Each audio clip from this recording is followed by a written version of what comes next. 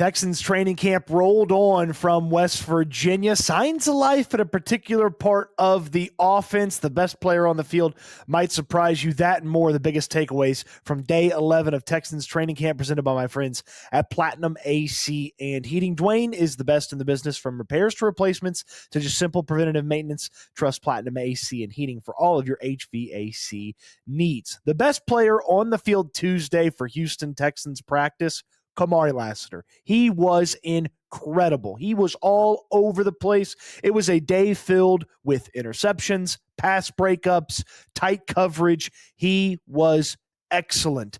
Lassiter's first interception of the day, he basically was step for step with Nico Collins, and then he angled in front of Collins as Stroud tried to get the ball deep to Lassiter, and Lassiter ended up looking like he was the wide receiver on the route, running it for C.J. Stroud to throw it to him, as he caught it over his shoulder and just immediately got rid of the football to showcase that he was feeling it that day. He was excellent. He was all over Nico Collins. He was all over anybody that he defended. Later, Xavier Hutchinson tried to run a short route on him. He was in there to pass, or he's in there to break up the pass. The ball bounces up in the air. Lassiter grabs that one, takes it back to the house. Late in practice, he was in tight coverage on Nico Collins as well to force an incomplete pass. He was excellent. He's been excellent all of training camp, but this was one of his best days, and he was the best player on the field for the Houston Texans in this Tuesday practice. And you start to think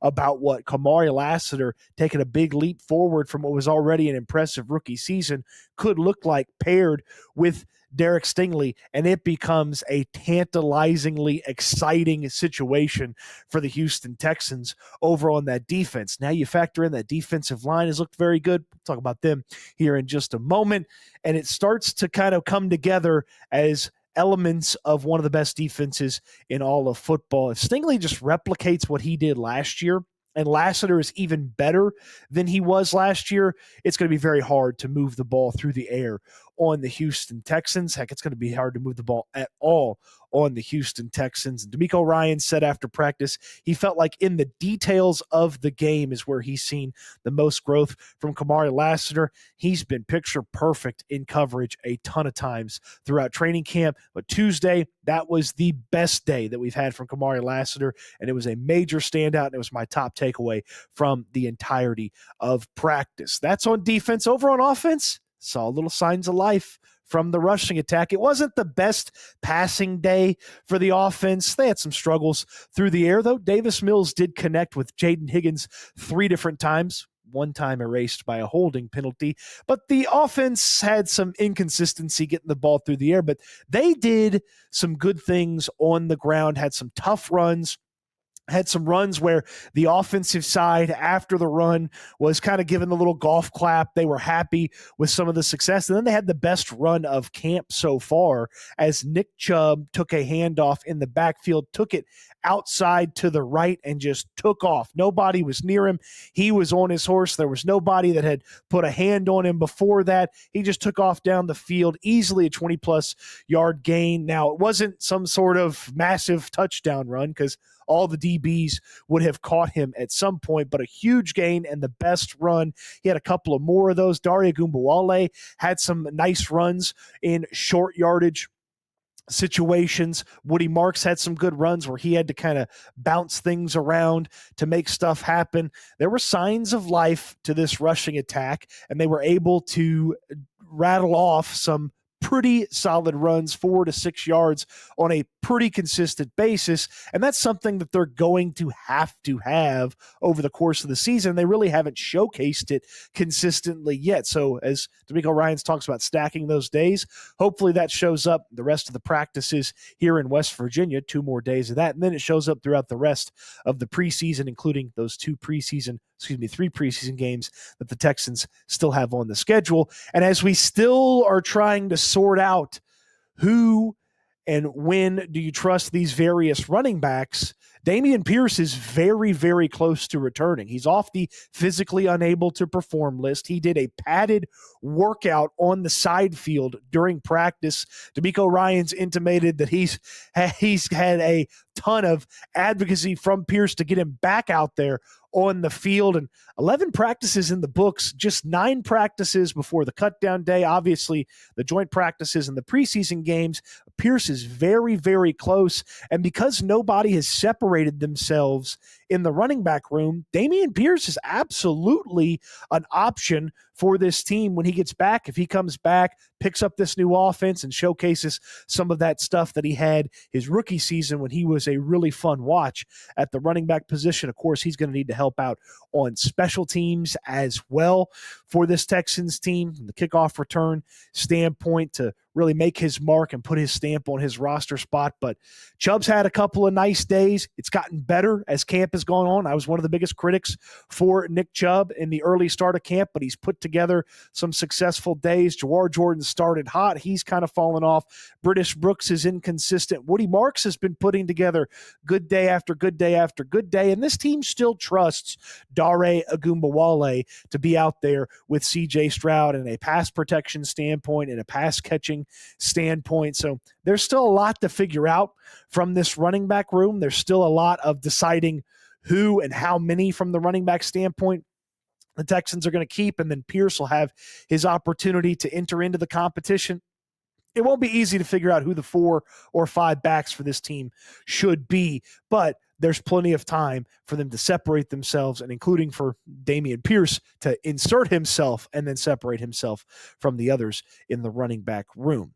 Plenty to get to here from the West Virginia practices. The weather's been fantastic. It's almost like the entirety of West Virginia has been taken care of by Platinum AC and Heating. Now, that's just the outside Mother Nature, but inside your house, Platinum AC and Heating can do anything when it comes to your HVAC. From repairs to replacements, like what I had to deal with earlier in the summer, brand new air conditioning system, to just simple preventative maintenance to make sure your air conditioner is running as best as it can and saving you money when it doesn't have to work as hard. Dwayne at Platinum AC and Heating can do it all. Decades of experience. His crew works lightning quick. He's a Texans fan just like you. So while the AC is getting worked on, it's getting cooled off. You can talk a little football with Dwayne. He'd love to talk Texans with you, and he'd love to talk to you about your HVAC. If you have any of your needs, from repairs to replacements to just simple preventative maintenance, Dwayne and Platinum AC and Heating can do it all. This defensive line can do it all. They can run stop. They can go out there and rush the passer. They can do it with the defensive ends only having a good day. They can do it from the defensive tackle spot. Man, it was a banner day for the defensive line, and it typically is a banner day against this offensive line. But the offensive line started out okay. One-on-ones, they were doing a pretty good job against the defensive line. Had a bunch of individual one-on-one wins when it came to this Houston Texans offensive line. And then the defensive line really got going. They started doing 2-on-2 drills, and the defensive line were running stunts. They were running games, and the 2-on-2, a lot of times it just ended up being the defensive line too much. And even when they didn't run a stunt or a game against the 2 offensive linemen, sometimes they just grabbed the offensive lineman and plowed them right back to where the quarterback would have been. That carried over to a lot of the pass protection in the team portions of practice, more so off the edges. Danielle Hunter just absolutely had a field day with Ariante Ursery, and there was some really good pressure up the middle from this Houston Texans defensive tackle crew that has had Sheldon Rankins make some plays, has had Mario Edwards make some plays, Tommy Togiai has made plays, Tim Settle has made plays. They've had a lot of contributions from that defensive tackle spot, in addition to what the defensive ends bring to the table. Darrell Taylor, again, is a nightmare for Blake Fisher. I feel like Fisher wakes up with cold sweats in the middle of the night because Darrell Taylor goes out there and just fires out of a cannon around Fisher so many times to get to the quarterback. In fact, one of the really big plays on offense that I wrote down, I actually wrote down 5-2 sack ? Because it felt to me like Darrell Taylor might have gotten in there and gotten a sack and disrupted the play. He's been a really fun watch. He's a nice depth piece for that defensive end spot. Obviously, Anderson and Hunter are going to be the 2 guys at the top, but Taylor has been excellent. Clearly the defensive end 3 right now for this Texans team. And again, the defensive line had a fantastic day. Those coverage sacks, they just never stop fighting. And then the quick stuff where they just win easily and get back there and disrupt things and make it tough on not only CJ Stroud, but Davis Mills and Graham Mertz and Keaton Slovis when they are in there. Really good day from the defensive line. The O-line had a moment here and there. There was some decent pass protection, but overall, defensive line gets the wins for the day, especially in the team portion. And that one-on-one success, it's only carried over once. You watch the offensive line have one-on-one success against the D-line. It's only sort of carried over into practice once. So the O-line's got to do a better job of getting some consistency. They've got to figure out who they trust the most on this offensive line. They were mixing and matching that first-team offensive line again with Cam Robinson still out due to injury. Ursery was at left tackle. You had Laken Tomlinson and Jalen Thomas at left guard at different times. You had Jake Andrews at center. You had Ed Ingram and Drew Scruggs at right guard at different times. And you had Titus Howard at right tackle. One note about Titus Howard, how good the line was or how good the lineman was totally determined by how well they blocked Will Anderson, Titus Howard would clearly be number one. He's had a lot of success against Will Anderson in not only one-on-ones, but on the two-on-twos and in team portions as well. So maybe he's the solution at right tackle if Cam Robinson can't get back at left tackle. Ursery's looked a little iffy at left tackle these past couple of days. Still a lot to figure out here for this defense or this offensive line as they try each and every day to make something consistently happen against this impressive defensive line. Now, I mentioned Jaden Higgins. I want to note the three big plays that he had in the day, and Jalen Knoll had a nice catch as well. But Higgins on the sideline 3 different times with 3 really good plays. Earlier in practice, Davis Mills, he sets, he lets it rip, and Higgins had run an out route to the sideline, and he rips the ball out of the air. Knee hits the ground. He kind of like bounces up and rolls out of bounds. Well, obviously, one knee is better than 2 feet, and everybody on the defense is just going, "Oh, incomplete, incomplete, incomplete."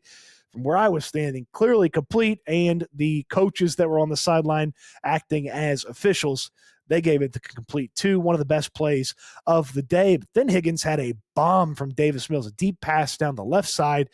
Got called back because of a holding call, and so you could intimate that if there was no holding, maybe that defensive lineman gets there to Mills, and maybe he can't throw it. But regardless, he went and he got that ball down the field, clearly beat his man, and then a couple of plays later, Mills went right back to the well, got it over to Jaden Higgins again, and Higgins is putting it together. It's not a everyday thing from him just yet, but some of the offensive issues that aren't on him, some of the accuracy from the quarterbacks, obviously the pressure and just the quick game, ideally being the thing that works the best for the offense right now. It hasn't totally gotten Higgins, but when he gets out there and can really have the time to make a play, he's showcased some playmaking ability, beat Jalen Smith for one of his reps today. So a little rookie on rookie class crime there as Higgins takes care of his fellow rookie, Jalen Smith. And it's been good from Jaden Higgins. I don't know if there's been any great yet, but if he can continue to put some good together, then we'll start to see some of those great. And that sideline catch, there was a lot to like about that. That was on Jalen Smith, and then moments later after that, it was more rookie-on-rookie crime as Jalen Smith had to defend Jalen Knoll, and Jalen Knoll got him. Unofficial depth chart has Higgins as a starter outside with Christian Kirk inside and Nico Collins on the other side. You've seen Xavier Hutchinson in that spot with Nico Collins a couple times. They're pretty close as far as how often they've been out there with CJ Stroud as the quarterback and in that first team consideration. And then Knoll is a backup in the slot position behind Christian Kirk on that unofficial depth chart as well. Though, Higgins moves inside sometimes, Knoll goes outside sometimes. Don't put either of those rookies in a box, and they've showcased over the course of camp steady progress, and you're starting to see it click just a little bit more.